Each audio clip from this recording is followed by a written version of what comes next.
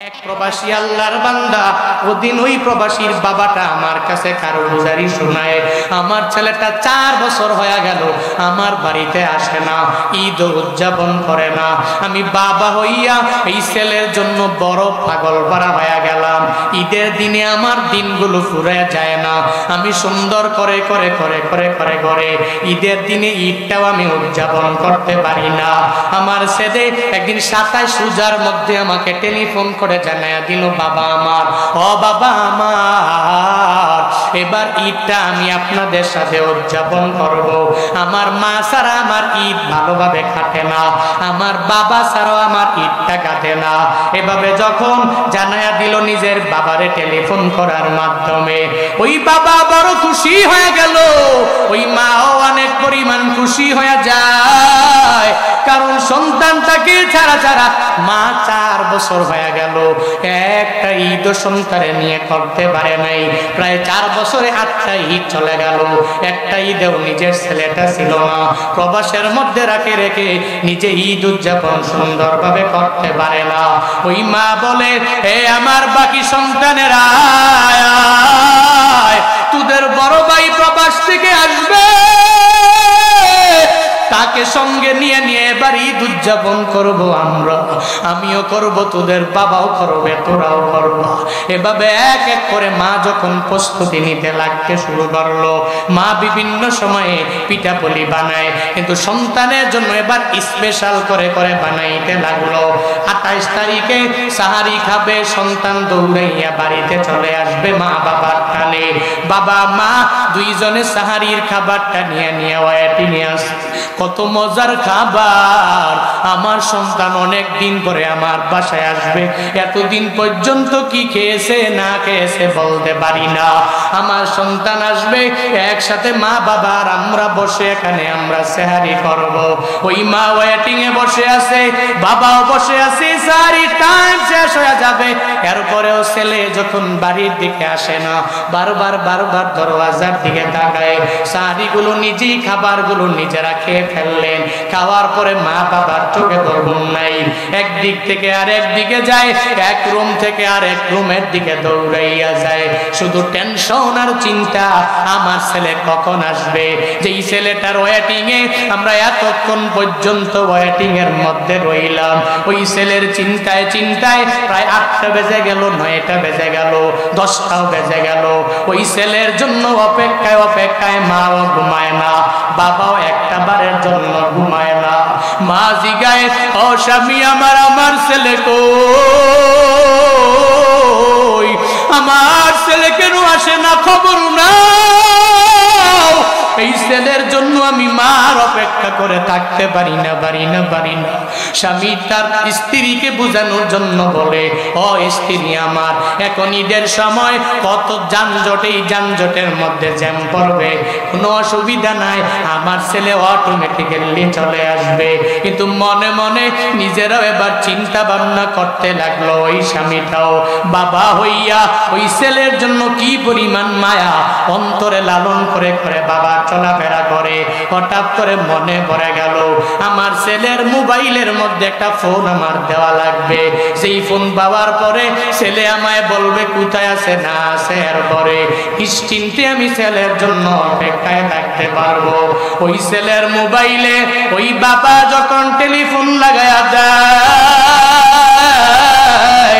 ওই বাবা টেলিফোন পাইয়া নিজের ছেলেটা মোবাইল ধরে না, আর একটা ছেলের কণ্ঠ মোবাইলের মধ্যে শোনা যায়। হঠাৎ করে টেলিফোনটা ধরে ধরে মোবাইল রিসিভ করে জানায়া দেয়, আপনি কি অমুক ছেলের বাবা নাকি? বলে হ্যাঁ, আমি ওই ছেলের বাবা। বলে আপনার ছেলে তো আসার পথে প্রতিমধ্যে অ্যাক্সিডেন্টে ভরে ভরে অনেকগুলো লাশ এখানে পড়ে আছে, তবে আমি জানি না জানি না জানি না আপনার ছেলে মারা গেল নাকি আপনার ছেলে দুনিয়াতে জীবিত রইল। তার মোবাইলটাকে আমি করে পেলাম, এই মোবাইলটা তারপরে টেলিফোনটা রিসিভ করে আমি আপনাকে এবার জানায়া দিলাম, আপনার সন্তানের হালাত জানায়া দিলাম। বাবা তো মনে মনে মনে মনে চিন্তা করে, মনে হয় আমার সন্তানের কি যেন হয়ে গেল। ওই বাবা তার বাকি সন্তানগুলোর সঙ্গে সঙ্গে লইয়া রওনা হয়ে যায়। ওই লোক আমায় বলে, আমি আমার ছেলের জন্য রওনা হয়ে যায়,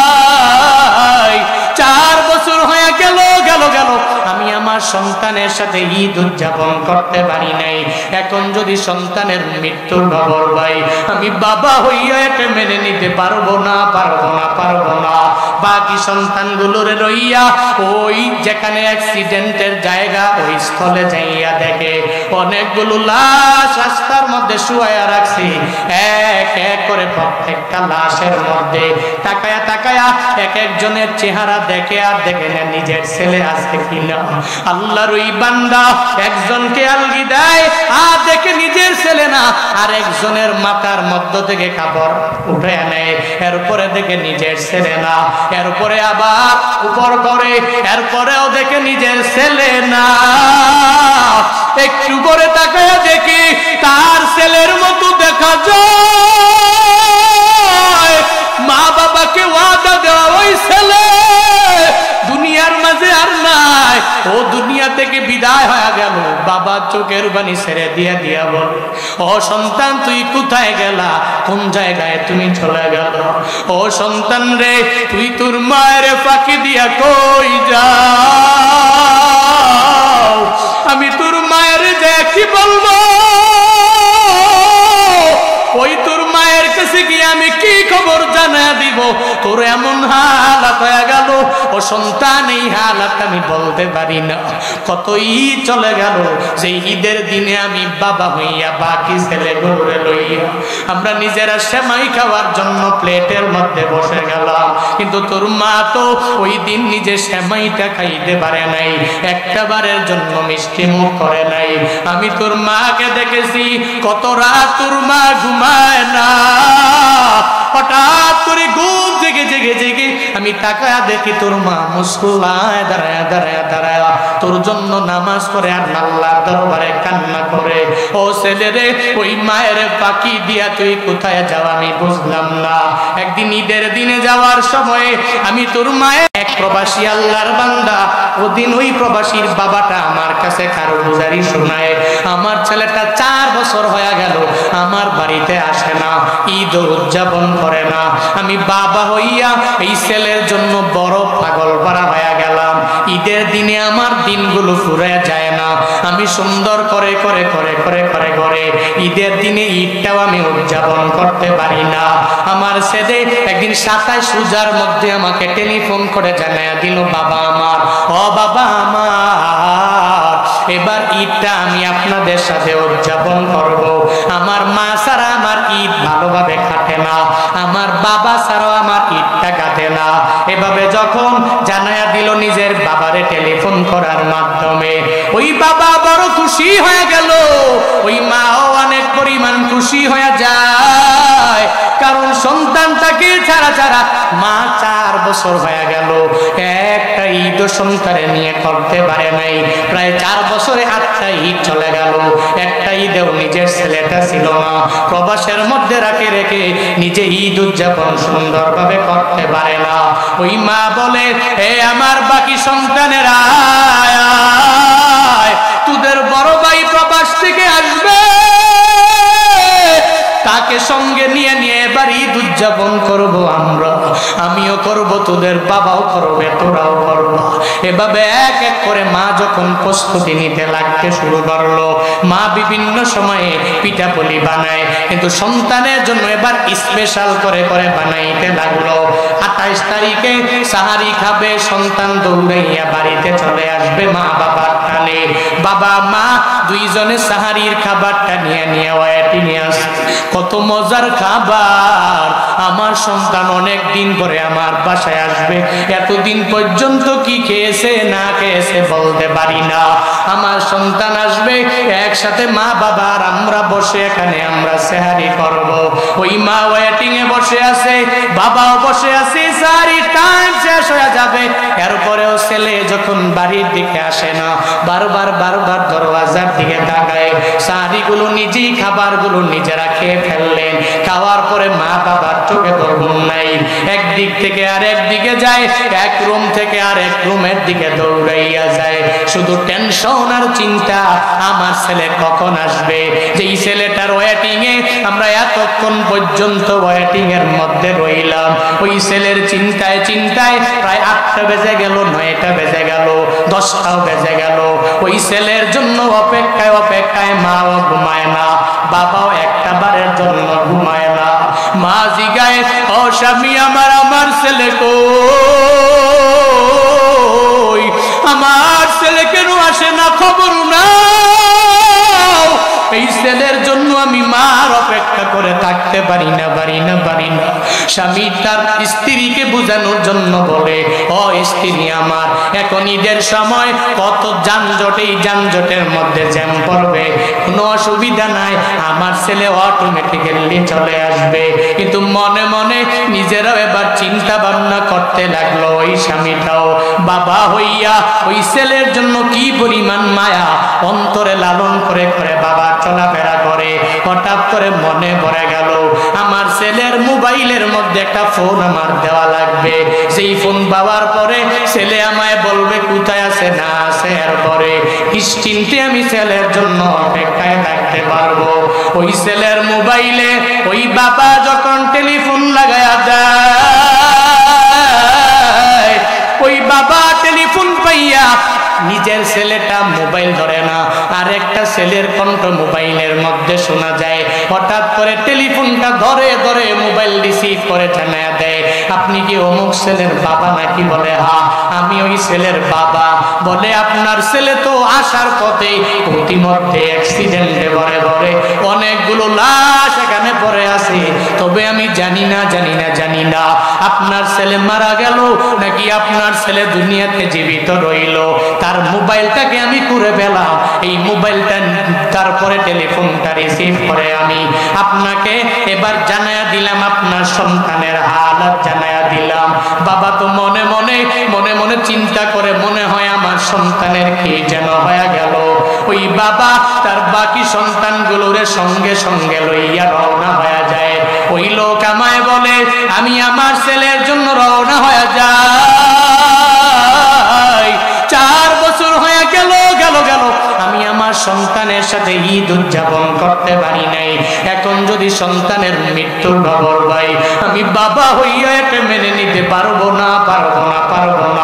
বাকি সন্তানগুলোরে লইয়া ওই যেখানে অ্যাক্সিডেন্টের জায়গা ওই স্থলে যাইয়া দেখে অনেকগুলো লাশ রাস্তার মধ্যে শুয়াইয়া রাখছি। এক এক করে প্রত্যেকটা লাশের মধ্যে তাকায়া এক একজনের চেহারা দেখে আর দেখে না নিজের ছেলে আছে কিনা। আল্লাহর ওই বান্দা একজনকে আলগি দেয় আর দেখে নিজের ছেলে না, আর একজনের মাথার মধ্য থেকে কাপড় উঠে নেয়, এরপরে দেখে নিজের ছেলে না, এরপরে আবার উপর করে, এরপরেও দেখে নিজের ছেলে না। একটু করে তাকায়া দেখি তার ছেলের মতো দেখা যায়। মা বাবাকে ওয়াদা দেওয়া ওই ছেলে দুনিয়ার মাঝে আর নাই, ও দুনিয়া থেকে বিদায় হয়ে গেল। বাবা চোখের পানি ছেড়ে দিয়া বলে, ও সন্তান তুই কোথায় গেলা, কোন জায়গায় তুমি চলে গেল? ও সন্তান রে, তুই তোর মায়ের ফাঁকি দিয়া কই যাও? আমি তোর মায়ের যে কি বলবো, ওই তোর মায়ের কাছে গিয়ে আমি কি খবর জানা দিব? তোর এমন হালাত হয়ে গেল, ও সন্তান এই হালাত আমি বলতে পারি না। কত ঈদ চলে গেল, সেই ঈদের দিনে আমি বাবা হইয়া বাকি ছেলেগুলোরে লইয়া আমরা নিজেরা সেমাই খাওয়ার জন্য প্লেটের মধ্যে বসে গেলাম, কিন্তু তোর মা তো ওই দিন নিজে সেমাইটা খাইতে পারে নাই, একটা বারের জন্য মিষ্টি মুখ করে নাই। আমি তোর মাকে দেখেছি কত রাত তোর মা ঘুমায় না, হঠাৎ করে ঘুম জেগে আমি তাকায়া দেখি তোর মা মুসল্লায় দাঁড়ায় তোর জন্য নামাজ পড়ে আর আল্লাহর দরবারে কান্না করে। ও ছেলে রে, ওই মায়ের পাখি দিয়া তুই কোথায় যাও আমি বুঝলাম না। একদিন ঈদের দিনে যাওয়ার সময় আমি তোর মায়ের জন্য দামি একটা শাড়ি নিয়ে কিনে যখন তোর মায়ের হাতে দিয়া দিলাম, এরপরে দেখি তোর মায়ের মনটা মানায় না, চোখ দিয়া অটোমেটিক্যালি পানি ঝরে যায়। তোর মা ওই সময় আমি জিজ্ঞেস করার পরে তোর মা আমায় বলে, ও স্বামী আমার, না এই ঈদের দিনে আমার শাড়ি আমারে খুশি করতে পারবে না, তুমি যতই আমারে উপঢৌকন দাও এই উপঢৌকন আমারে খুশি করতে পারবে না গো স্বামী আমার। আমার, আমি আমার সন্তানের জন্য সন্তানকে সারা ঈদগুলো উদযাপন আমি করতে পারি না গো। ওই স্বামী চিল্লায়া চিল্লায়া বাবা হইয়া ছেলের জন্য এভাবে বলে, তোর মায়ের কাছে আমি যায় যায় কি জবাব দিব? তোর মাকে তুই ফাঁকি দিয়া দিলা। সন্তানটাকে লইয়া লইয়া একটা অ্যাম্বুলেন্স করে বাড়ির দিকে যখন রওনা হয়ে যায়, ওই প্রবাসী লোকটা মৃত হয়ে গেল। বাবা সঙ্গে লইয়া লইয়া অ্যাম্বুলেন্স করে চোখের পানি ফালায়া ফালায়া ফালায়া মায়ের সাথে মোলাকাত করার জন্য নিয়ে যায়। বাড়িতে আসার পরে হঠাৎ করে গাড়ির সাউন্ড যখন পেয়ে গেল, গ্রামের মা অনেক সহজ সরল মানুষ মনে করেছে আমার ছেলে চলে এসেছে। ওই মা বলে, ও আমার বাকি সন্তানেরা, আমার ছেলের জন্য গরম পানি করো। এত কষ্ট করে করে করে বাহির থেকে প্রবাস থেকে এসে সে গোসল করা লাগবে, তাকে গোসল করার জন্য গরম পানির ব্যবস্থা করায় দাও। সে গোসল করে সুন্দর করে খাবার খাবে, প্লেটগুলো সুন্দর করে ধুয়ে দাও, তার বিছানাটা সুন্দরভাবে তোমরা গুছাইয়া দাও। এরপরে এই চিন্তা করে সন্তানদেরকে ডেকে ডেকে যখন বাড়ির বাহিরে চলে আসলো, আইসা দেখে যেই সন্তানের জন্য মা অপেক্ষা, ওই মা ওই অ্যাম্বুলেন্সে শায়িত, ওই সন্তানের মাথাটা ফেটে রক্তগুলো খান খান হয়ে পড়ে আছে। ওই সন্তানটা দুনিয়া থেকে বিদায় নিয়ে চলে গেল। মা চোখের পানি ছেড়ে দিয়া দিয়া দিয়া কান্না করে, ও ছেলে রে, তুই জীবিত না মৃত আমারে জানাও না। আমি মায়ের, তুই একটা মা বলে ডাক দাও না। তুই আমি মায়ের এত বড় ফাঁকি দিয়া যাইতে পারলা, তুই কোথায় যাও? আমি মায়ের ফাঁকি দিয়া কোন দিকে তুই দৌড়ায় যাও? হে সন্তান আমার, আমি মা তোর জন্য এত অপেক্ষায় রইলাম। সন্তানটারে কুলের মধ্যে লইয়া ঘরের মধ্যে নিয়ে যায় আর চিল্লায়া চিল্লায়া বলে, আমি আমার সন্তানের জন্য গরম পানি করেছি। ও স্বামী আমার, এই গরম পানি দিয়া জীবনের শেষ গোসলটা করাইয়া দাও। এই সন্তানের জন্য গরম পানি করেছি নিজের হাতে গোসল করার জন্য। আজকে নিজের হাতে গোসল করতে পারবে না, তাকে অন্যজনের মাধ্যমে গোসল করে দেওয়া লাগবে। ও স্বামী গো, এই সন্তানটারে আমি সারা আর দুনিয়ায় থাকতে পারি না। এটা বলে বলে বলে ওই সন্তানের সাথে সাথে ওই মা নাই, ওই মাও দুনিয়া থেকে বিদায় নিয়ে চলে গেল। আল্লাহর ওই বান্দা বলে, আমার পুরো পরিবারটা অন্ধকার হয়ে গেল। আমার ছেলেও নাই, আমার বউ নাই, আমার কেউ নেই। আমার পরিবারের মধ্যে সবাই আমারে ছেড়ে ছেড়ে চলে গেল। এত বড় বিপদের মধ্যে হুজুর আমি পড়ে গেলাম। হে সিরাজগঞ্জের মানুষেরা, আমি তাকে বলে দিলাম, অ্যাডভাইস দিয়া দিলাম, ধৈর্য ধরেন, আল্লাহ জীবন নিয়ে নিয়ে নিয়ে পরীক্ষা করবে। মাঝে মাঝে আল্লাহ আপনার সামন থেকে মায়েরে নিয়ে যাবে, আপনার বাবারে নিয়ে যাবে, আপনার ছেলে নিয়ে যাবে। আপনার সন্তানগুলো নেওয়ার মাধ্যমে আমার আল্লাহ পাক আপনাদেরকে সুন্দরভাবে আল্লাহ পরীক্ষা করবে। ওই আল্লাহ যদি পরীক্ষা করে তাহলে অধৈর্য হওয়া যাবে না, নিজেকে সবের বানাইয়া বানাইয়া চলা লাগবে, ধৈর্য ধারণ করে করে চলা লাগবে। ওইটা তো আল্লাহ পাক নিজেই ঘোষণা দিয়ে যে জানায়া দিলেন, বান্দারা, এক নাম্বার আমি আল্লাহ তোরে ভয় দিয়া পরীক্ষা করব। দুই নাম্বারে আমি আল্লাহ তোরে ক্ষুধার্ত দিয়া দিয়া দিয়া দিয়া পরীক্ষা করব। তিন নাম্বারে আমি আল্লাহ মালের কমতি দিয়া দিব। চার নাম্বারে আমি আল্লাহ তোদের মধ্য থেকে, পরিবারের মধ্য থেকে জীবন নেওয়ার মাধ্যমে আমি আল্লাহ তোমাদেরকে পরীক্ষা করব। শুধু তাই না, হে আমার গোলামেরা, আল্লাহ পাক জানায়া দিলেন, এরপরে আমি আল্লাহ লাস্ট যেই বিষয়টা নিয়ে পরীক্ষা করব। গত বছর অন্যজনের ক্ষেতের মধ্যে দান হয়েছে, এটা দেখে দেখে আপনিও ফসলটা লাগাইবার জন্য ব্যাকুল হয়ে গেলেন।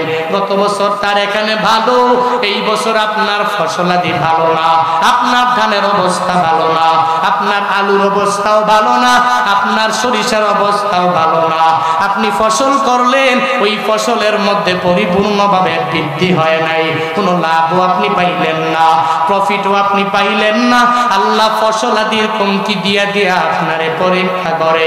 আল্লাহ শুধু এটাই জানতে চায়, আমারই বান্দারা, আমি আল্লাহ এত বড় বড় বালা এবং মুসিবতের মধ্যে পড়ার পরেও আমি আল্লাহকে কি ভুলে যাই? কি সবের বান্দা হয়ে যায়। আর সবের যদি বান্দাগুলো হয়ে যেতে পারে, পরীক্ষা পাওয়ার পরেও যদি ধৈর্য যদি না হারায়া ফেলে, আল্লাহ পাক বলেন ওয়াবাশশিরিস সাবিরিন, ও নবী গো আপনি বলুন যেই বান্দারা এতগুলো পরীক্ষা পাওয়ার পরেও আমি আল্লাহকে ভুলে যায় নাই, এই বান্দা নিজেকে সবের বানালো, ধৈর্যশীল বান্দাদের অন্তর্ভুক্ত বানালো। ও নবী আমার, এদেরকে আপনি সুসংবাদ দিয়া জানায়া দেন, সাবিরিন বান্দা যারা, এদেরকে আমি আল্লাহ জাহান্নামে দিতে পারি না। এতগুলো পরীক্ষা পাওয়ার পরেও এই পরীক্ষার মধ্যে যারা সবর ধরে ধৈর্য ধারণকারীদের খাতার মধ্যে নিজের নামটা উঠাইল, আমি আল্লাহ এদেরকে মায়া করে জান্নাতের সুসংবাদ এদেরকে জানায়া দিলাম। কাদের জন্য? যেই বান্দা এই 5টা বড় বড় পরীক্ষা, 1 নম্বরে কি ভয়, 2 নম্বরে পেটে খাবার নাই ক্ষুধার্ত, 3 নম্বরে মালের কমতি, এরপরে 4 নম্বরে নিজের জীবন, বাবার জীবন, মায়ের জীবন, সন্তানের জীবন নেওয়ার মাধ্যমে আমি আল্লাহ পরীক্ষা করব। এরপর সামারাত, যত ফল ফলাদি শাক সবজি যা কিছু আছে এই সব কিছু নেওয়ার মাধ্যমে আমি আল্লাহ তোমাকে পরীক্ষা করব। এই পরীক্ষাগুলো করে করে আল্লাহ পাক জানায়া দেয় অবশ্যই সাবিরিন, হে নবী আপনি সুসংবাদ দেন, বাশশির। আল্লাহ পাক জানায়া দিলেন অবশ্যই আমি আল্লাহ পরীক্ষা করব 1 নম্বরে ভয় দিয়া। এর মানে হলো আল্লাহ পাক বড় একটা রোগে তোমারে আমারে ফেলায়া দিবে, যেই রোগের কোনো ঔষধ নাই। আল্লাহ পাক এমন একটা পরীক্ষায় তোমাকে ফেলাবে, আল্লাহ পাক তোমারে ক্যান্সার দিয়া দিবে, আল্লাহ ডায়াবেটিস নামক মহা একটা রোগ তোমার ভিতরে ঢুকায়া দিবে। আল্লাহ পাক অনেক বড় বড় রোগে তোমারে ফেলাইয়া ওই সময়ে তুমি রোগটা ভিতরে চলে আসার পরে ভয় পেয়ে যাবা।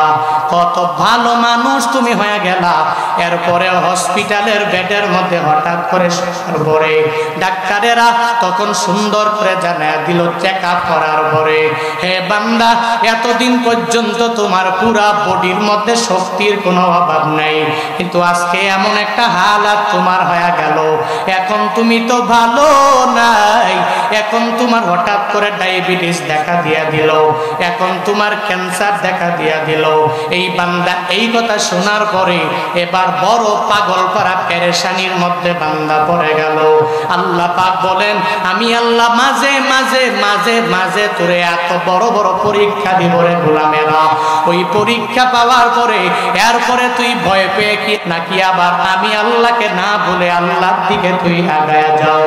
হে আমার গোলামেরা, আমি আল্লাহ তোকে পরীক্ষা করব 1 নম্বরে ভয় দিয়া দিয়া দিয়া আমি আল্লাহ পরীক্ষা করে টেস্ট করব তুই কি আমি আল্লাহকে ভুলে যাও নাকি সবর ধরে যাও, তুই কি আমি আল্লাহকে ভুলো নাকি আমি আল্লাহকে না ভুলে তুই সাবিরিনদের খাতার মধ্যে নিজের নামটা উঠায়া দাও। আল্লাহকে না বলিয়া ভয় পাওয়ার পরে যদি আমার আল্লাহকে তুই যদি মেনে নাও, তাহলে আল্লাহ তোর জন্য দিয়া দিলেন বড় একটা সুসংবাদ। শুধু তাই না, এবার ভয়ের পরে আল্লাহ ক্ষুধার্ত রেখে রেখে তোমাকে আমারে পরীক্ষা করবে। আল্লাহ সকাল বেলার খানা দিলে দুপুরের খানার ব্যবস্থা তোমার নিজের হবে না, আর দুপুরে খাবার খাওয়ার পরে রাতের বেলা আলিশান তুমি নিজেও খাইতে পারবা না। এর মানে হলো তোমার পরিবারের মধ্যে সুন্দর করে সচ্ছলতা নিয়ে তুমি চলতে পারবা না। এলাকার মধ্যে তাকায়া দেখো কত বড় বড় বড় বড় ধনীওয়ালা যাদের টাকা পয়সার অভাব নাই, এরা খুব আরাম আয়েশে দুনিয়ার মধ্যে চলাফেরা করবে। আল্লাহ তোমাকে এমন পরিমাণ গরিব বানায়া দিবে, তুমি গরিব হওয়ার পরে সকাল বেলার খাবারও ঠিক মতো জোগাড় করতে কষ্ট হয়ে যাবে, দুপুর বেলার খাবারটাও জোগাড় করতে কষ্ট হয়ে যাবে, আবার রাতের বেলার খাবারটাও জোগাড় করতে কষ্ট হয়ে যাবে। এর মানে আল্লাহ তোমার পেটের মধ্যে খাবার ঠিক মতো পৌঁছাইতে যাইয়া আল্লাহ মাঝে মাঝে তোমার মুসিবতে ফালায়া দিবে, আল্লাহ বড় একটা পরীক্ষার মধ্যে ফালায়া দিবে। এই বান্দা গরিব হওয়ার পর আমার আল্লাহকে কি ভুলে যাও নাকি আবার আমার আল্লাহর দিক দৌড়ে যাও? আমি আল্লাহ এত বড় মুসিবত দেওয়ার পরে তুই কি নামাজে যাও, রোজায় যাও, নেক আমলে যাও নাকি আবার আমার আল্লাহকে তুমি ভুলে যাও? আল্লাহ পাক পরীক্ষা করার জন্য ক্ষুধার্ত রাখে, আল্লাহ পাক পরীক্ষা করার জন্য গরিব বানায়, আল্লাহ পাক পরীক্ষা করার জন্য মধ্যবিত্ত বানায়, আল্লাহ পাক তোমাকে মায়া করে করে আবার দ্বন্দ্বৌলতের পাহাড় তোমাকে বানায় দেয়। হে গোলামেরা, এত দ্বন্দ্বৌলত পাওয়ার পরে তুই কি আল্লাহরে ভুলে যাও নাকি আল্লাহরে ভুলো নাই? ওই জান্নাতটা পাওয়ার জন্য নাকি তুই নামাজের দিকে দৌড়ায়া যাও? মদিনাওয়ালা নবী তো এজন্যই সুন্দর করে জানায়া দিলেন, কাল হাসরের ময়দানে দুই গুণে গুণান্বিত বান্দারা জান্নাতে যাবে, যারা ঈমানওয়ালা, এরপরে যারা নেক আমল করনেওয়ালা। তবে এদের মাঝে দুইটা দল, যারা দুনিয়াতে ধনী এরপরে এরা জান্নাতি হয়ে যাবে, আর দুনিয়াতে যারা গরিব এরপরে আল্লাহওয়ালা হওয়ার কারণে, এরা আল্লাহর গুণগান গাওয়ার কারণে এরা আমার মাওলার জান্নাতে আল্লাহ ঢুকায়া দিবে। ধনী আল্লাহওয়ালা বান্দারা এই সমাজের মধ্যে বান্দা অভাব নাই।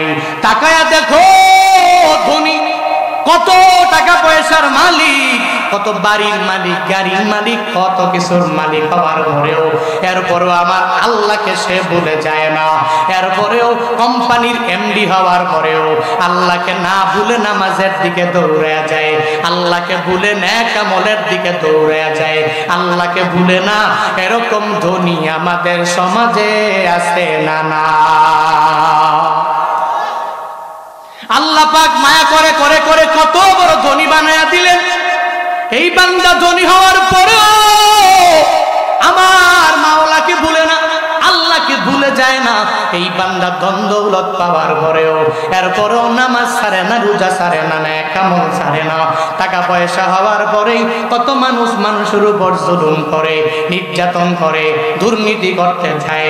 এই বান্দা মাজলুম রে মানুষই মনে করে না, গরিবেরও পাত্তা দেয় না, নিজে নিজের এত পরিমাণ বড় মনে করে। রাস্তা দিয়ে দেখবেন সুন্দর করে দিব্যি হেঁটে যায়, একটা গরিব যদি সালামও দেয় এরপরেও নেয় না। এমন নিমকারাম, টাকা পাওয়ার পরে, বড় লোক হওয়ার পরে মানুষরে মানুষ মনে করে না, এমন জালেম আছে না? ওই ধনী আল্লাহওয়ালা হতে পারে নাই, কিবির নিয়ে নিয়ে চলাফেরা করে।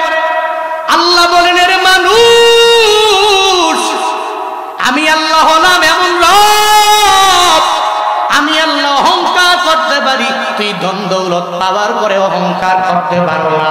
তোর দ্বারা অহংকারও বান্দা মানায় না, মানায় না, মানায় না। আল কিবরিয়া উরিদাই ওয়াল আজমাতু ইজারি ফামান নাযাআনি ওয়াহিদাম মিনহুমা ফাযাবতুহু ফিন্নার। আল্লাহ পাক হাদিসে কুদসির মধ্যে জানায়া দেয়, অহংকার আমার চাদর আর বরত্ব হলো আমি আল্লাহর লুঙ্গি।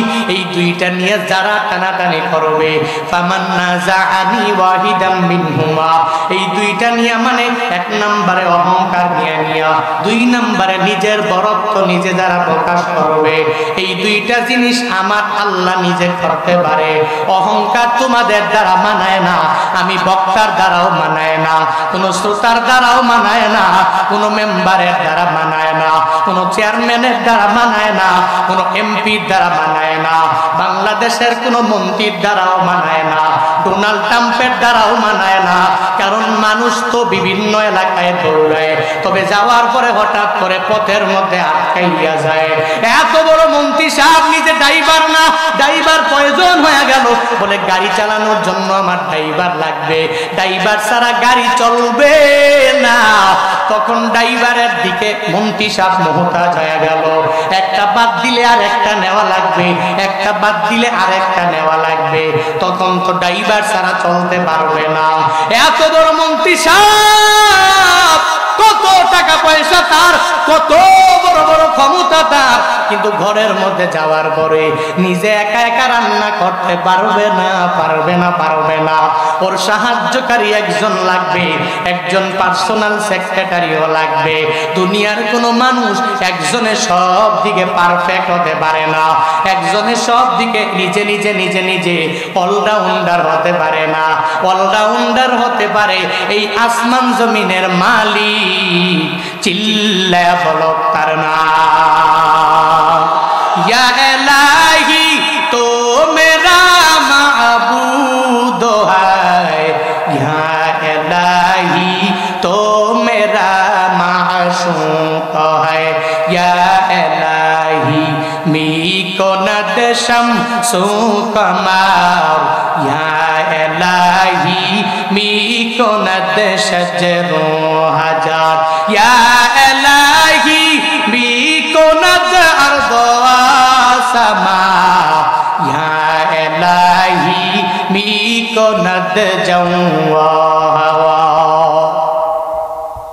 অহংকার আমাদের দ্বারা মানায়নি। কথা বলেন, মানুষ তো অহংকার করতে পারে না, কারণ মানুষ কেন অহংকার করবে? ওর তো সব দিকে যাওয়ার পরে অলরাউন্ডার না, ওর লাগবে ড্রাইভার, ও লাগবে রান্না করে নেওয়ালা, ও চলার পথে আরেকজনের হেল্প লাগে। কিন্তু আল্লাহ এমন রব, আল্লাহ অহংকার করতে পারে। পৃথিবীর কোনো ধনী, পৃথিবীর কোনো টাকাওয়ালা অহংকার করতে পারে, দেওয়ার পরেও মানুষ অহংকার। আমি বড় বক্তা, আমি কেন তাকে সালাম দিব? সে আমাকে সালাম দিতে হবে। আমি বড় খতিব সাহেব, আমি মুসাফা কেন করবো? সে আগে হাত বাড়াবে, এরপরে মুসাফা করবো না। আমি এলাকার মেম্বার, আমার ওয়ার্ডের প্রত্যেকটা লোক আমাকে আগে সালাম দিবে, আমি কেন দিব? আমি চেয়ারম্যান সাহেব, ইউনিয়নের সব লোকেরা সাথে আমার কাছে আসবে, আমি কেন তার কাছে যাব? আমি মেম্বার অফ পার্লামেন্ট, আমার উপজেলা, আমার ইউনিয়নের লোকেরা শুধু আমার কাছে আসবে, আমি কেন যাব? কিন্তু একজন খাঁটি মুমিনে কামেল এই কথা বলতে পারে না, কারণ ও জানে কিবির আমার দ্বারা মানায় না, হিংসা করাটা আমার দ্বারা মানায় না। আমার এই বডি আজ আছে তো কাল নাই, আমি কেন হিংসা করব? আমি কেন অহংকার করব? পৃথিবীর সব কিছুর মালিক যে, ওই আল্লাহ অহংকার করতে পারে। আল্লাহ পাক নিজেই বলেন, আল কিবরিয়া রিদাই, এটা আমার চাদর, আমি আল্লাহ করতে পারি। দুনিয়াতে আমার কোনো বান্দা অহংকার করতে পারে? হাশরের ময়দানে আল্লাহ পাক রব্বুল আলামিন দুইটা দল যেদিন হয়ে যাবে, ধনী আল্লাহওয়ালা আর গরিব আল্লাহওয়ালা। ওই ধনী আল্লাহওয়ালাও চলে গেল জান্নাতে, আর গরিব আল্লাহওয়ালাও চলে গেল জান্নাতে। মানে দুইটা দল হয়ে গেল, এক নম্বরে ধনী আল্লাহওয়ালা আর এক নম্বরে হলো গরিব আল্লাহওয়ালা। ওই যেই ধনী আল্লাহওয়ালা দুনিয়াতে থাকার পরেও টাকা পয়সা ইনকাম করলো, কিন্তু অন্যায় পথের মধ্যে যায় নাই, কোনো অহংকার করে নাই, হিংসা করে নাই, নামাজ ছাড়ে নাই, রোজাও ছাড়ে নাই, নেক আমলের লাইনে অগ্রগামী হয়ে গেল। আল্লাহ পাক ওই দিন বলবে, ও দুনিয়া আমি আল্লাহ জান্নাতে তুই ঢুকো। আর ওদিন গরিব আল্লাহওয়ালা যেই বান্দাকে আমার মাওলা টাকা দেয় নাই, আল্লাহ ধন দৌলত দেয় নাই, ওই গরিব আল্লাহওয়ালারেও আল্লাহ মায়া করে ওই দিন বলবে, হে গরিব বান্দা, আমি আল্লাহ তোরে টাকা দিলাম না, তুই এত কষ্ট করে করে দুনিয়াতে চলাফেরা করলা, আমি আল্লাহ তোরে এত কষ্টের মধ্যে বিপদের মধ্যে বানাইলাম, এরপরেও তুই আমি আল্লাহকে ভুলে যাও নাই। আজকে যাও যাও, আমি আল্লাহর জান্নাতে তুই ঢুকে যাও। ওই গরিব আল্লাহওয়ালাকে আল্লাহ ওদিন মায়া করে জান্নাতের মধ্যে ঢুকাইয়া দিবে। তবে গরিব আল্লাহওয়ালা ধনী আল্লাহওয়ালা একই সময়ে যাবে এমন না, এমন না। ওই গরিব আল্লাহওয়ালা ধনী আল্লাহওয়ালা বান্দাটার 500 বছর আগে আমার মাওলা জান্নাতে যাবে। এজন্য আল্লাহ গরিব বানাইলে কোনো অসুবিধা নাই, কোনো চিন্তাও নাই। আল্লাহ বলে, তোরে ক্ষুধার্ত রাখবো রে বান্দা, তবে আমি আল্লাহ তোকে পরীক্ষা করব, তুই শুকরগুজার বান্দা হয়ে যাও। আমি আল্লাহর শুকরিয়া বান্দা তুই করে নাও। লাইন শাকারতুম লাযীদান্নাকুম ওয়া লাইন কাফারতুম ইন্না আযাবি লাশাদীদ।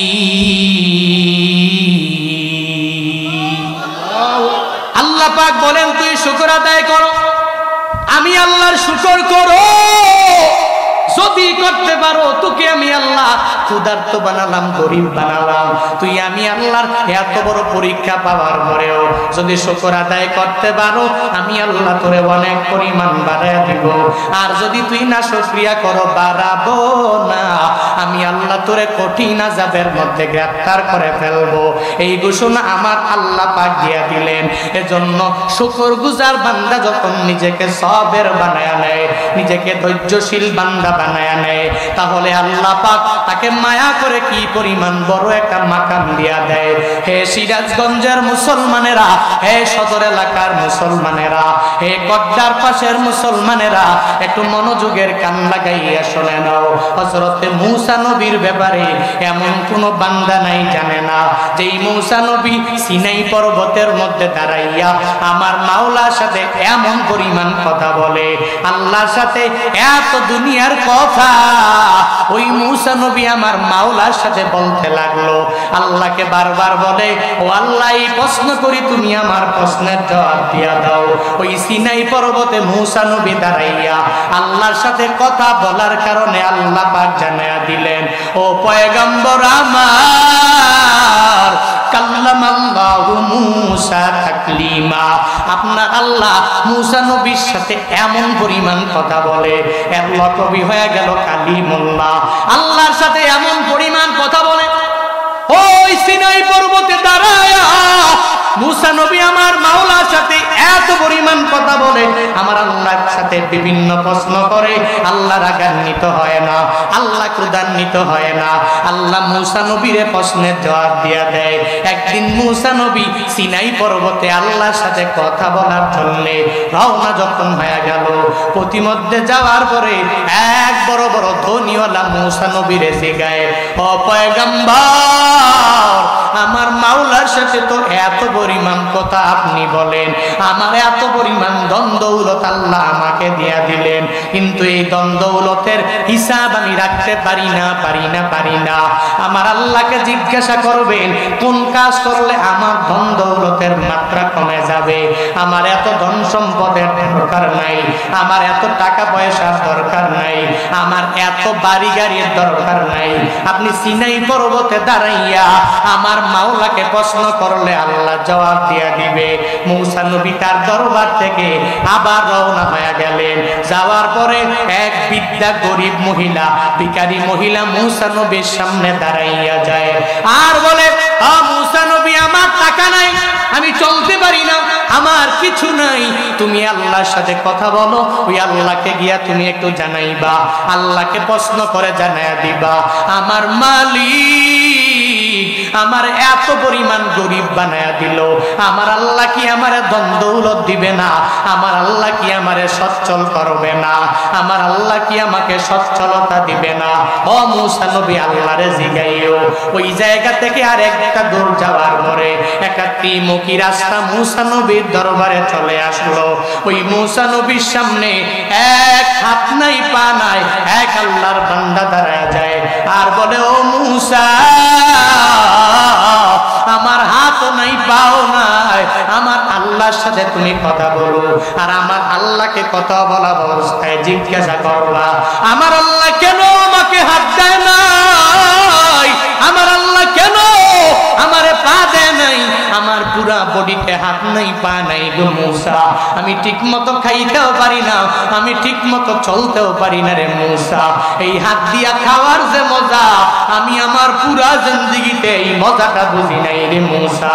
এই পা দিয়া হাঁটার যে মজা, এই মজা আমি কোনোভাবে বুঝি নাই রে মূসা। ও মূসা, তুমি আমার মাওলার সাথে কথা বলো, ওই সিনাই পর্বতের মধ্যে দাঁড়াইয়া আমার আল্লাহকে জিগাইবা, আল্লাহ কেন আমারে দুইটা হাত দেয় নাই? আল্লাহ কেন আমারে দুইটা পা দেয় নাই? ও সিরাজগঞ্জের মানুষ, তোমার মেডিকেল কলেজে তুমি দেখো, সেই বান্দার হাত নাই, ওই বান্দা ওরা বুঝে হাতের কি পরিমাণ দাম। যেই বান্দার পা নাই ওই বান্দাই তো জানে এই পায়ের কি পরিমাণ দাম। যেই বান্দার একটা চক্ষু নাই ওই বান্দা জানে চোখের কি পরিমাণ দাম। যেই বান্দার একটা নাক বন্ধ হয়ে গেল, এই জিন্দেগিতে একটা নাক দিয়ে আর শ্বাস নিতেও পারবে না, ওই বান্দারে জিগাইবা ওই নাকের কি পরিমাণ দাম। যেই বান্দা এক কানে শোনে না, একে জিগাইবা কানের কি পরিমাণ দাম। এই যে আমার আল্লাহ তোমারে আমারে মায়া করে এত হাত পা দিয়া দিলেন আমার আল্লাহ, তোমারে আমারে মায়া করে আমার আল্লাহ হাত না দিলেও পারতেন কিন্তু দিয়া দিলেন। আল্লাহ পাক পা না দিলেও পারতেন কিন্তু দিয়া দিলেন। আল্লাহ মায়া করে করে তোমার বডিটারে এত পরিমাণ সুন্দর বানাইলেন। ওই আল্লাহর জন্য তুই শুকরগুজার বান্দা হতে পারো নাই। যার হাত নাই ও যদি আমার মাওলার দরবারে দাঁড়াইয়া যায়, হাসরের ময়দানে যদি বলে ও দয়ার মালিক এই হাতের গুনাহ আমার দ্বারা হয় নাই গো আল্লাহ, তুমি আমারে জান্নাতের মধ্যে ঢুকায়া দাও। ও দয়ার মালিক, ও আমার রব, আমার পা নাই, তুমি আমারে পা দাও নাই, এই পা দ্বারা আমার কোনো গুনাহ হয় নাই, তুমি আমাকে মায়া করে জান্নাতের মধ্যে ঢুকাও। আল্লাহ ওই দিন হাতের গুনাহ হয় নাই, এই উসিলায় বান্দাকে জান্নাত দিয়া দিতে পারে। পায়ের গুনাহ হয় নাই, আল্লাহ মায়া করে জান্নাতে ঢুকায়া দিতে পারে। কিন্তু সিরাজগঞ্জের মুসলমানেরা, আল্লাহ যে তোমারে আমার এত সুন্দর দুইটা হাত দিয়া দিলেন, এত সুন্দর দুইটা পা দিয়া দিলেন, কিন্তু এই পা দিয়া তুই মসজিদের মধ্যে যাও না, সিনেমা হলের দিকে দৌড়াইয়া যাও। এই পা দ্বারা তুই কোনো মাহফিলে যাইতে পারো না, এই পাটারে তুই কোনো ভালো কাজে লাগাইতে পারো না। কোন জায়গায় গানের কনসার্ট হবে দৌড়াও, ওই মসজিদ মাদ্রাসার কাজের জন্য যাইতে পারো না। আল্লাহ যদি হাসরের ময়দানে আল্লাহ যদি বলে তোরে আমি মায়া করে হাত দিয়া দিলাম, তোরে আমি মায়া করে একটা পা দিয়া দিলাম, এত মায়া করে তোর অঙ্গ প্রত্যঙ্গ সব আমি আল্লাহ দিয়া দিলাম, তুই হিসাব দাও। ওদিন আমার মাওলার দরবারে হিসাব দিয়া দিয়া আল্লাহর জান্নাতে যাওয়া সম্ভব হবে না, ঠিক কিনা?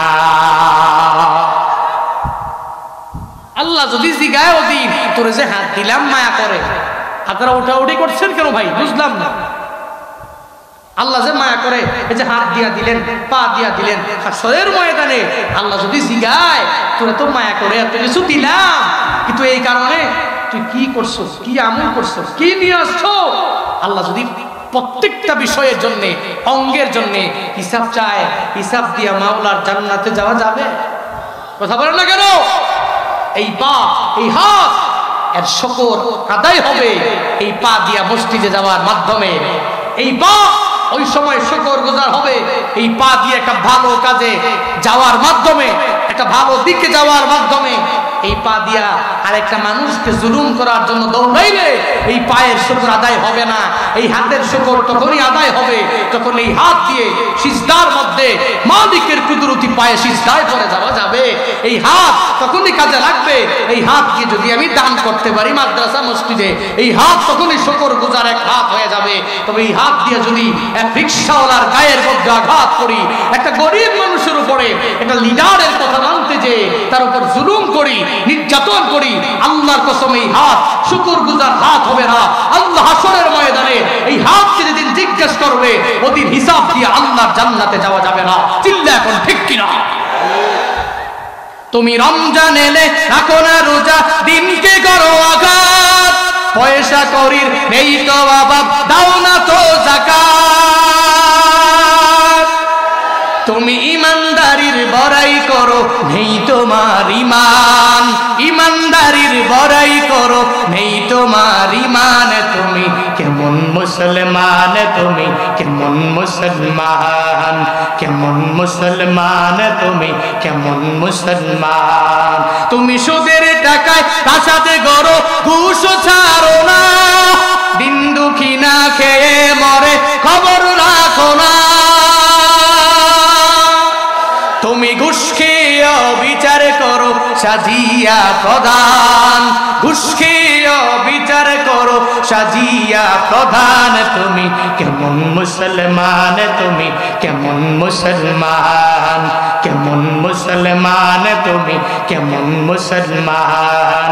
তুমি নবীর উম্মত দাবি করো, সুন্নাহ মানো না, নবীর অপমানে তোমার হৃদয় কাঁদে না। তুমি বিজাতীয় সংস্কৃতিতে সপেছ পরাণ, বিজাতীয় সংস্কৃতিতে সপেছ পরাণ। তুমি কেমন মুসলমান, তুমি কেমন মুসলমান, কেমন মুসলমান, তুমি কেমন মুসলমান। ঠিক কিনা?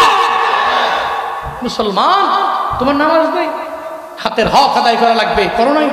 পায়ের হক আদায় করা লাগবে, করো নাই। তোমার পুরো বডির একটা হক আছে, আদায় করতে পারো নাই। নিজের হাতটাকে শুকরগুজার হাত বানাইতে পারো নাই, নিজের পাটাকে শুকরগুজার পা বানাইতে পারো নাই।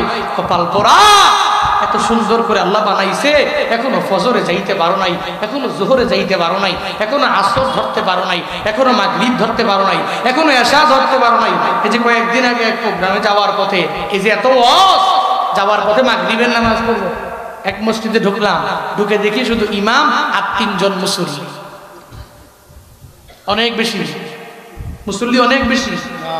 ইমাম আর কয়জন? কোন টাইমে? মাগরিব। এত ওয়াজ, এত মাহফিল, এত কিছু, এত খুতবা, এত বক্তা, ফেসবুকে বয়ান, ইউটিউবে বয়ান, টিকটকে বয়ান, রিলসে বয়ান। তোমার চলার পথে আর কত বয়ান দরকার, আর কত ওয়াজ দরকার।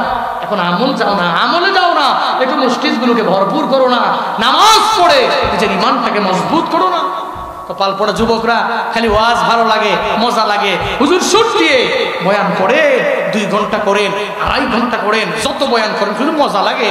কিন্তু কপাল পড়া মুসলমান, হুজুরের কথা, নামাজ তুই যাও পড়তে যায় না। 3টা পর্যন্ত মোবাইল টিপে যুবকরা, 3টা পর্যন্ত 4টা পর্যন্ত মোবাইল ইউজ করে। কপাল পড়া, তুই আধা ঘন্টা আর একটু মোবাইলটা টিপে নামাজটা করে পরে ঘুমা। কিন্তু এত খারাপ হয়ে গেছে এরা, শয়তান এদেরকে এত প্ররোচনা দিয়েছে, 4টা পর্যন্ত মোবাইল টিপা, এরপরে সুন্দর করে বিছানার মধ্যে ঘুমায় গেছে। বাবা যায় ডাকলে আর কি আধা ঘন্টার মধ্যে এই কাঁচা ঘুম নষ্ট করে মসজিদে যাওয়া পসিবল? কথা বলেন না কেন? How this possible? পসিবল? যদি পসিবলই হইতো তাহলে ইচ্ছা করে মোবাইল ইউজ করে এত রাত তুমি করতাম। আল্লাহ তোমার উপরে নামাজটাকে ফরজ করে দিলেন রে বান্দা, নবীর মাধ্যমে ফরজ করে দিয়া দিলেন। আল্লাহ মায়া করে তোমারে হাত দিয়া দিলেন, পা দিয়া দিলেন রে মুসলমানেরা। এত সুন্দর হাত এবং পা পাওয়ার পরে এরপরেও তুই কেন নামাজের মধ্যে যাও না? এরপরেও তুই কেন আমলের লাইনে অগ্রগামী হতে পারো নাই? ওই যে মূসা নবী আসলাম ওখান থেকে, ঘটনা মনে আসেনি? মূসা নবী সিনাই পর্বতে দৌড়ায়, প্রতিমধ্যে যাওয়ার পথে একজন ওনার সাথে মোলাকাত হয়ে গেল। ধনী বলে আমার টাকা পয়সার অভাব নাই, এগুলা আল্লাহরে জিগাইবা কোন কাজ করলে আমার ধন দৌলত কমে যাবে। একটু যাওয়ার পরে এরপরে মূসা নবীর সাথে আরেকজনের মোলাকাত, একটা বৃদ্ধা গরিব ভিখারি মহিলা দাঁড়ায়া গেল। ওই মহিলা বলে, এ মূসা আমার টাকা নাই, আমি সুন্দর করে করে করে আমার এলাকার মধ্যে আমার পরিবার নিয়ে চলতে পারি না। তোমার আল্লাহকে তুমি জিজ্ঞাসা করবা যে আল্লাহ কোন কাজ করলে আমার নিয়ামতের পরিমাণ বাড়ায়া দিবে। এরপরে যাওয়ার পরে ত্রিমুখী একটা রাস্তার মধ্যে পেয়ে গেল, যার 2 হাত নাই, যার 2টা পা আমার মাওলা দেয় নাই। এইটা বলার পরে মূসা নবী সিনাই পর্বতে গিয়া দাঁড়ায়া গেলেন। আমার মাওলাকে এক এক করে প্রশ্নগুলো ছুড়ে মারলেন। আল্লাহকে বললেন, আল্লাহ আমি আসার সময় এক বান্দা আমাকে জিজ্ঞাসা করেছে ওর নাকি দুনিয়াতে ধন দৌলতের অভাব নাই। ও আল্লাহ আপনি যদি বলেন তাহলে সে কি কাজ করলে ধন দৌলতের পরিমাণটা কমে যাবে, আমি গিয়া গিয়া তাকে সুন্দর করে জানায়া দিতে পারবো। আল্লাহ বলে, ও মূসা তুমি দৌড়াও আর ওই ধনীকে গিয়া গিয়া ওই ধনীওয়ালার কাছে গিয়া জানায়া দাও তার ধন দৌলত অনেক পরিমাণে কমে যাবে। আজকে থেকে ও যদি যাকাত দেওয়া বন্ধ করে দেয়, আজকে থেকে যদি টাকা পয়সা দান করা বন্ধ করে দেয়, আজকে যদি আমার মাওলার নাশুকরিয়া করনেওয়ালা বান্দা হয়ে যায়, তাহলে অটোমেটিক্যালি তার টাকার পরিমাণ কমে যাবে। কারণ আল্লাহ পাক জানাইছে ওয়াকিমুস সালাতা ওয়া আতুজ যাকাত, আল্লাহ পাক তো নামাজটা কায়েম করার জন্য বলেছে, যাকাত প্রদান করা লাগবে। যুগে যুগে বিভিন্ন নবীর উম্মতের উপরে আল্লাহ নামাজ এবং যাকাত দিয়েছে। যাদের টাকা পয়সা বেশি হয়ে যাবে, নেশাব পরিমাণ সম্পত্তির মালিক হওয়ার পরে এরা গরিবের মাঝে নিজের টাকা পয়সাগুলো এরা ভাগ ভাগ ভাগ ভাগ করে দিয়া দিবে। ও মুসা জানায়া দাও, এরা যদি পূর্ণাঙ্গভাবে যাকাত না দেয়, অটোমেটিক্যালি তার টাকা পয়সার পরিমাণটা কমে কমে কমে যাবে। হে সিরাজগঞ্জের মুসলমানেরা, এখন বুঝা গেল যাকাতের গুরুত্ব কম না বেশি? কি পরিমাণ বেশি? যদি কোনো ধনীওয়ালা যাকাত না দেয়, যদি কোনো ধনীওয়ালা নিজের টাকা পয়সা থেকে দান খয়রাত না করে, সাদাকা না করে, আল্লাহ পাক তার ধন দৌলত আর বাড়াবে না, অটোমেটিক্যালি তার ধন দৌলতের পরিমাণটা কমে যাবে। এজন্য বান্দা, টাকা হয়েছে চলে যাওয়ার ভয়ে অনেকে হজ করে না, টাকা হয়েছে চলে যাওয়ার ভয়ে অনেক মানুষ গরিবকে যাকাত দেয় না, টাকা হয়েছে এই বান্দা দান সৎকার করতে পারে না, নিজের টাকাগুলো ব্যাংকের মধ্যে জমা করে করে করে করে রাখে, নিজে আরামে বিল্ডিং এ ঘুমায়, এলাকার মানুষের টাকা হওয়ার পরেও খবর নেয় না, আছে না না? এমন লোকের অভাব নাই। হে মানুষ, তোর টাকা হয়েছে, এই টাকা থেকে তুমি যাকাত দিয়া দাও, হজ করা শুরু করে দাও, চলে যাও বাইতুল্লাহর মধ্যে, আর এই টাকা থেকে তুমি দান করে দাও। এটা যদি না করো, তাহলে আল্লাহ অটোমেটিক তোমার টাকার পরিমাণ কমায়া দিবে। এবার মুসা নবীকে আমার আল্লাহ জিজ্ঞাসা করার পরে আল্লাহ মুসা নবীকে উত্তর দেয়, ও নবী আমার, এরপরে যে আপনাকে একটা মহিলা বলল যার টাকা পয়সা নাই, যার ধন দৌলত নাই, আপনি যাইয়া ওই মহিলাকে জানায়া দেন, এই মহিলা যাতে করে যা টাকা পয়সা আমি আল্লাহ তাআলা দিয়া দিলাম, যেই পরিমাণ যা দিলাম এর উপর যাতে সুন্দর করে শুকর আদায় করে নেয়। আমি আল্লাহ যা নিয়ামত দিলাম, যদি শুকর করে করে এই আমার বান্দাটা চলতে পারে, তাহলে আমি আল্লাহ মায়া করে তার নিয়ামতের পরিমাণ বাড়ায়া দিব। কারণ আমি আল্লাহ ওয়াদাবদ্ধ,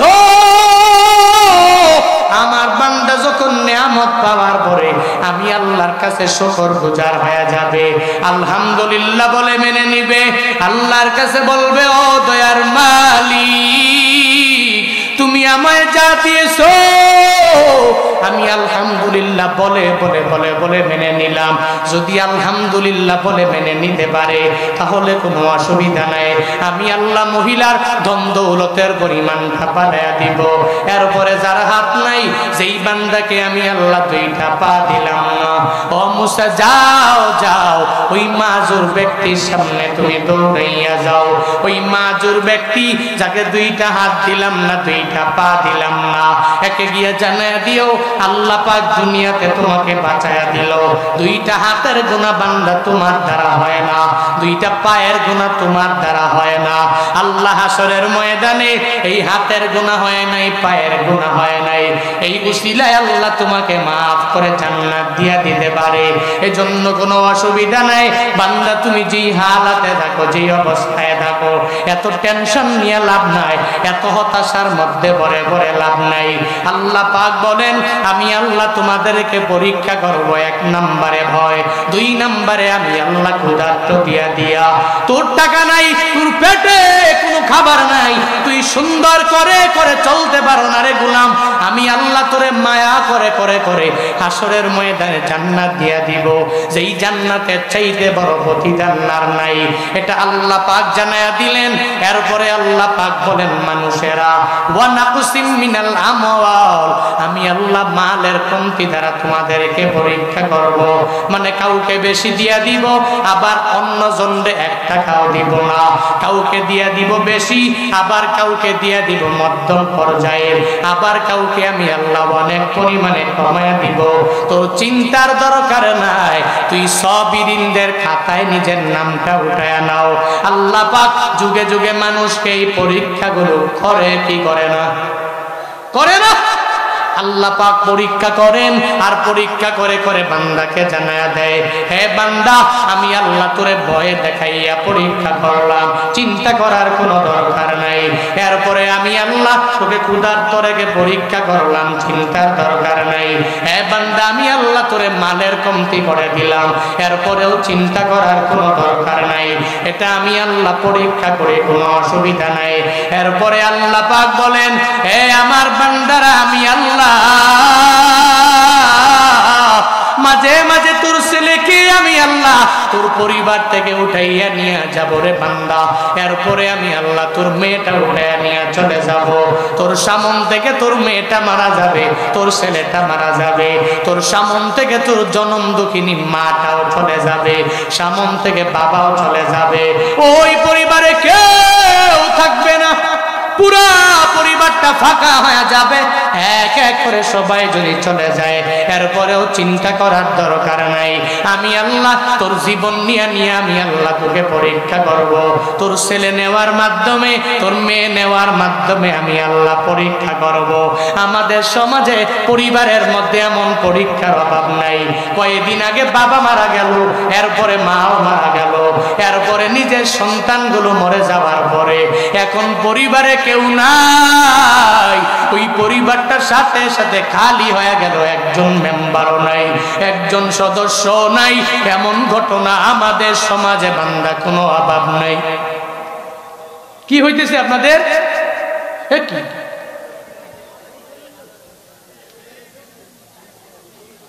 শেষ করে দিব? দোয়া দিয়ে দিব নাকি? বাংলাদেশের কত পরিবারের মধ্যে প্রমাণ আর দলিলের অভাব নাই, যেই পরিবারের মধ্যে সাথে সাথে সব সদস্যরা চলে গেল, একে একে সবাই মারা গেল, এমন ঘটনার কোনো অভাব নাই। আল্লাহ পাক বলেন, আমি আল্লাহ তোর জীবন নিয়ে তোকে পরীক্ষা করব। হ্যাঁ আমার গোলামেরা, জীবন নেওয়ার মাধ্যমে কেমনে পরীক্ষা হয়? যদি সুসংবাদ দেয়, ওই সুসংবাদ কি জান্নাতের না জাহান্নামের? কথা বলে না কেন? কিসে? আল্লাহ যদি সুসংবাদ দেয়, ওটা জাহান্নামের নয়, ওটা জান্নাতের সুসংবাদ। আর এই পাঁচটা বড় বড় বালা আসার পরে, টেস্ট আসার পরে এই বান্দা যদি বলে আমার আল্লাহ যেখানে আছে, এই বিপদ আমার বিপদ না, আমি আল্লাহকে বন্ধু বানাই, আল্লাহকে আমার প্রিয় বানাই, আল্লাহ আমার সব, আল্লাহ আমার সব কিছু করতে পারে। যেই বান্দাগুলো এত বিপদ আসার পরেও এক আল্লাহর উপর থেকে আস্থা হারায় নাই, ও নবী আপনি সুসংবাদ দেন এই সাবিরিন বান্দাদেরকে আমি আল্লাহ কাল হাসরের ময়দানে জান্নাত উপহার দিয়া দিব। এই দুনিয়ার বিপদের চাইতে জান্নাতটা কি বড় না ছোট? কথা বলেন না কেন? বড় না ছোট? কি পরিমাণ বড় দুনিয়ার বিপদ! কি হইছে? গরিব হইছি, অসুবিধা নাই। মধ্যবিত্ত হয়েছি, অসুবিধা নাই। আল্লাহ পাক বানাইছেন, আল্লাহ পাক যা বানায় আলহামদুলিল্লাহ, সুম্মা আলহামদুলিল্লাহ। কিন্তু এরপরে নিজেকে সবের বানানো লাগবে। আল্লাহ পাক এরপরে বলেন, আল্লাযীনা ইযা আসাবাতহুম মুসিবা, এই বান্দাগুলো তারা যাদেরকে যখনই কোনো মুসিবত ধরে, কোনো বিপদে ধরে, আঁকড়ে ধরে, তখন এরা বলে ক্বালু, তারা বলে ইন্না লিল্লাহ, আমরা সবাই আল্লাহর জন্য, আল্লাহই তো আমাকে বানাইছে, আর ওয়া ইন্না ইলাইহি রাজিউন, আমরা তো আল্লাহ এবং আল্লাহর কাছে আমাদের সবাইকে প্রত্যাবর্তন করা লাগবে, আমাদের ফিরে যাওয়া লাগবে। নাকি সিরাজগঞ্জের মুসলমানের লাগবে না?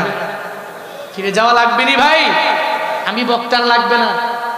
হ্যাঁ, যাওয়া লাগবে নি? হাসরের ময়দানে উঠা লাগবে নি? আমার মাওলার দরবারে একদিন উঠা লাগবে। এজন্য যারাই মুমিন, যারাই সাবির, ও কোনো মুসিবতে নিজেকে ভেঙে ফেলতে পারে না, নিজে উল্টে পড়ে যেতে পারে না, ও মুসিবতে পড়লে আলহামদুলিল্লাহ বলে এবং আল্লাহর কাছে বলে, আল্লাহ আমি সাবির, আমি ধৈর্য ধারণকারী একজন, আল্লাহ আমি তোমার উপরে তাওয়াক্কুল করে চলি। আল্লাহ পাক তোমাকে মায়া করে জান্নাত নামক উপহারটা দিবে। যদি মুসিবতে পড়ার পরে আমরা বলতে পারি ইন্না লিল্লাহি ওয়া ইন্না ইলাইহি রাজিউন। আমরা তো এটাকে বানায় ফেলছি মরণের দিন, খালি মৃত্যু হইলে এটা পড়বো, এছাড়া আর কোনো জায়গাটা পড়া যাবে না। একজন মারা গেছে, ইন্না লিল্লাহি, ঠিক না? এটা আমরা বানায় ফেলছি শুধু মৃত্যুর দিন, অথচ না, অর্থটা কি? ইন্না লিল্লাহ, নিশ্চয়ই আমরা কার? আহা বলে না কার? নিশ্চয়ই আমরা আল্লাহ। ওয়া ইন্না ইলাইহি রাজিউন, আর আমাদেরকে ওই রবের দিকে প্রত্যাবর্তন করা লাগবে, যাওয়া লাগবে, একদিন চলে যাওয়া লাগবে। আমি যাব, আপনি যাবেন, সবাই যাবে একদিন। সবার ঠিকানা ওই কবর হবে, হাসরের ময়দান হবে, মিজান হবে, পুলসিরাত হবে, জান্নাত হবে, জাহান্নাম হবে। ওইদিন আল্লাহর দরবারে যাওয়া লাগবে। যারা মুমিন তারা এটা বিশ্বাস করে, আর এই বিশ্বাস নিয়ে যারা দুনিয়াতে চলে, ও কশিনকালে ও দুর্নীতি করতে পারে না, ও সুদি লেনদেন করতে পারে না, ও ঘুষ খাইতে পারে না, ও রডের বদলে বাঁশ দিতে পারে না, ও মানুষের অধিকারকে হরণ করতে পারে না, ও মানুষের রাইট নিয়ে টানাটানি করতে পারে না। চিন্তা এখন ঠিক কিনা? যাদের মাঝে আল্লাহর ভয় নাই, ও ফেরাউনের আখলাককে ধারণ করে। যাদের মধ্যে আল্লাহর ভয় নাই, ও নমরুদের আখলাককে ধারণা করে। যাদের মধ্যে আল্লাহর ভয় নাই, ও আবু জাহালের মতো হয়, তার আখলাককে ধারণ করে। ও মনে করে দুনিয়াতে থাকবো, আরে আমি তো সেরা, আরে আমি তো সব, আরে সব তো আমার। এই চিন্তা নিয়ে এরা চলে। এরা জানে না আল্লাহ পাক ফেরাউনের হালাতটা খুব খারাপ করেছেন। এরা জানে না আল্লাহ পাক নমরুদের হালতটা খুব খারাপ করেছেন। শেষ পরিণতিগুলো ভালো হয় নাই। আবু জাহাল বলেন, উতবা বলেন, সাইবা বলেন, মুগিরা বলেন, নবীজির শত্রুতামি যারাই করেছে, আল্লাহ পাক এদেরকে ছাড় দিয়েছে, মগর ছেড়ে দেয় নাই। আসহাবে ফিল, আলাম তারা কাইফা ফাআলা রাব্বুক বিআসহাবিল ফিল। হস্তি বাহিনীর কথা সবাই জানে। হস্তি বাহিনীর ওই আবরাহা তার মাহমুদ নামক হাতি নিয়া বাইতুল্লাহকে ধ্বংস করার জন্য, কাবাকে ধ্বংস করার জন্য 9 মাইল দূরে আইসা, এরপরে আর ঘোড়াটা যায় না, হাতিটা সামনে যায় না, ও ডানে যায়, বামে যায়, পিছনে যায়, মগর সামনে যায় না। দৌড়াস না কেন? আরে কাবা ধ্বংস করবো আমি তুরে লইয়া? আমার নাজ্জাশী পাঠাইছে তুরে আমার সঙ্গী বানায় কাবাকে ধ্বংস করার জন্য। এ হাতি যাও না কেন? এরা যতই খুশায়, ও ডানে যায়, বামে যায়, পেছনে যায়, মগর সামনে যায় না। কারণ হাতি কথাটা মানে কার? কথা মানে কার? সন্দেহ আছে? হাতিটা তো আল্লাহর কথা মানে। আল্লাহ পাক হাতিকে বললেন, হাতি তুই সামনে যাবি না, এটা কাবা, কার? আমার যায় না। 3 দিন পর্যন্ত হয়ে গেল, যায় না, সামনে নিতেই পারে না। ডানে যায়, বামে যায়, পেছনে যায়, মগর সামনে যায় না, কাবার দিকে অগ্রগামী হতে পারে না। 3 দিন পর্যন্ত আল্লাহ পাক চাইলেই সেই তৈরন আবাবিল ঝাঁকে ঝাঁকে পাখি পাঠায়া এদেরকে মেরে ফেলতে পারতেন, কিন্তু আল্লাহ এদেরকে ঝাঁকে ঝাঁকে পাখি পাঠায়া ওই দিনই মারেন নাই। আল্লাহ পাক জালেমের জুলুম থেকে ফিরে আসার জন্য আল্লাহ পাক অপেক্ষা করে ওয়েটিং এ থাকে, বান্দা কোন সময় যেন ফিরে আসে। আসহাবে ফিল যারা, এদের জন্য আল্লাহ ওয়েটিং এ ছিলেন প্রায় 3 দিন। আর প্রায় 2 দিন যাব কাবাকে ধ্বংস করার জন্য চেষ্টা করছে, কিন্তু পারছে না। আল্লাহ পাক ওয়েটিং এ রাখছে। চাইলে কিন্তু সাথে সাথেই আল্লাহ পাক তার তৈরন আবাবিলের মাধ্যমে এদেরকে সাথে সাথে ধ্বংস করতে পারতেন না। আল্লাহর ওই পরিমাণ ক্ষমতা ছিল না? আল্লাহ ছিল, কিন্তু আল্লাহ করে না কেন? আল্লাহ পাক জালেমকে সুযোগ দেয়, কারণ ওর জন্য আদ-দুনিয়া সিজনুল মুমিন ওয়া জান্নাতুল কাফির। এটা তো নবীর ঘোষণা। এই দুনিয়াটা মুমিনদের জন্য হবে জেলখানা, জিন্দানখানা, আর কাফেরদের জন্য হবে বালাখানা। আল্লাহ পাক এদেরকে সুযোগ দেয়, কর, তুই তোর মতো কর, তুই তোর মতো চল, তুই তোর মতো খা, তুই তোর মতো ঘোর। ওই ঘুড়ির মতো খালি আসমানে জমিনে বিভিন্ন জায়গায় এরে এরে বেরে ডানে বামে ঘুরো। কিন্তু মালিক যখন তার কাজ শেষ হয়ে যায় তখন ডাকে, আর লাগবে না আসমানে থাকতে। যখন টান দেয় একটু দূরে আসার পরেই দেখবেন ঘুড়িটা কি করে ডানে যায়, বামে যায়, পেছনে যায়, সামনে যায়। কি বলতে চায় ঘুড়ি? আমি তো আসমানে থাকার মতো পিলার, আমি তোমার হাতে কেন যাব? আমি কেন মালিকের হাতে বন্দী হব? ঘুড়ি বলতে চায়, আমি ডানে যাব, বামে যাব, আসমানে উড়ব, আমি তোমার সামনে, তোমার কাছে আমি ধরা দিতে পারি না। চেষ্টা করলেও কি মালিকের হাত থেকে ঘুড়ি এই কথা বলে বেচতে পারবে? পারবে না, অটোমেটিক একটু পরে মালিকের হাতে চলে আসবে। দুনিয়াতে আল্লাহ তোমারে আমারে ছেড়ে দিলেন, তুই জুলুম কর, নির্যাতন কর, দুর্নীতি কর, মানুষের অধিকার হরণ কর, তুই তোর মতো চল, মিথ্যা সত্য মিলাইয়া সব কিছুরই বানা, তোর মতো তুই যা মন চায় তাই কর। তবে একদিন আমি আল্লাহ যেদিন তোকে ধরবো, ছেড়ে দিয়া রাখছি, ছেড়ে দিয়া রাখছি, সাপ দিছি, মাগার কশ্চিন কালের জন্য, ইন ফিউচারের জন্য ছেড়ে দিব না, সার দেই তবে ছেড়ে দেই না। ঠিক কিনা? এটা আল্লাহর ঘোষণা। আল্লাহ ছেড়ে দেয় না পৃথিবীতে। ইতিপূর্বে আল্লাহ পাক কাউকে ছেড়ে দেয় নাই, ইন ফিউচারেও যারা জুলুম করবে, যারা নির্যাতন করবে, আল্লাহ পাক এদেরকে ছাড়বে না। এজন্য প্রিয় ভাইয়েরা, আসুন না আমরা ওই আল্লাহর পরীক্ষাগুলো পাওয়ার পরেও আল্লাহর কাছে যাওয়া লাগবে এই চিন্তা করে, এই ভয় নিয়ে আমরা নিজেকে শুকরগুজার বান্দা বানাই। নিজেরা ক্ষুধার্ত থাকলেও আলহামদুলিল্লাহ বলি, কোনো অসুবিধা নাই।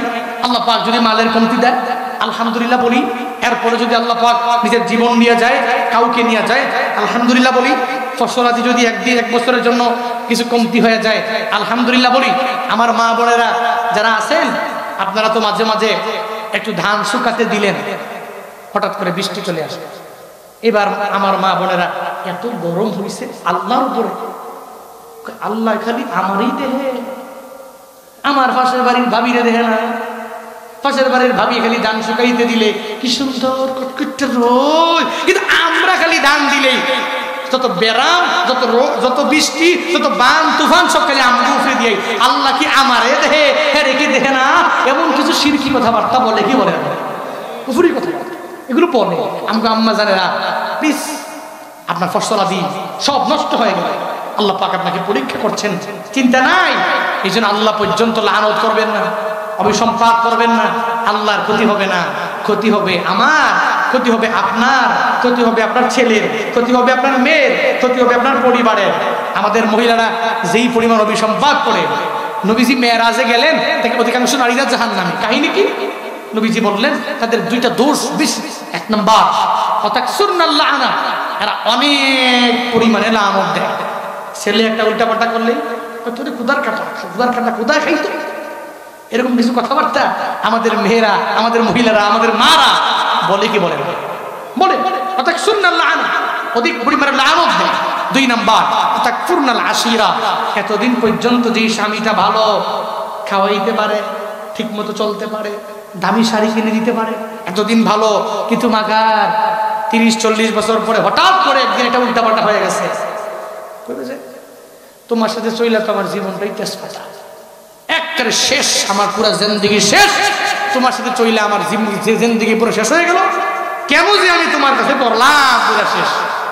30 বছর পর্যন্ত এত কষ্ট করে সব আইনে টাইনে খাওয়াইলো, একদিন না খাওয়ানোর কারণে এত পরিমাণ অস্বীকার করে। নবীজি বলেন এই বদভ্যাসের কারণে অধিকাংশ নারীরা জাহান্নামী হবে। আম্মা জানরা এসেছেন, আপনারা ভালো আলহামদুলিল্লাহ বয়ান শুনেন। আপনাদের কাছে আবদার জানাই, অধিক পরিমাণে লানত দিবেন না। আবদার জানাই আপনাদের কাছে, আপনারা অধিক পরিমাণে স্বামীর অবাধ্য হবেন না, হওয়া যাবে না, স্বামীর বাধ্য হয়ে চলবেন। আল্লাহ পাক আমার মা বোনদেরকেও এই আমল বেশি বেশি করার তৌফিক দান করুক। সকলে পড়ি আমিন।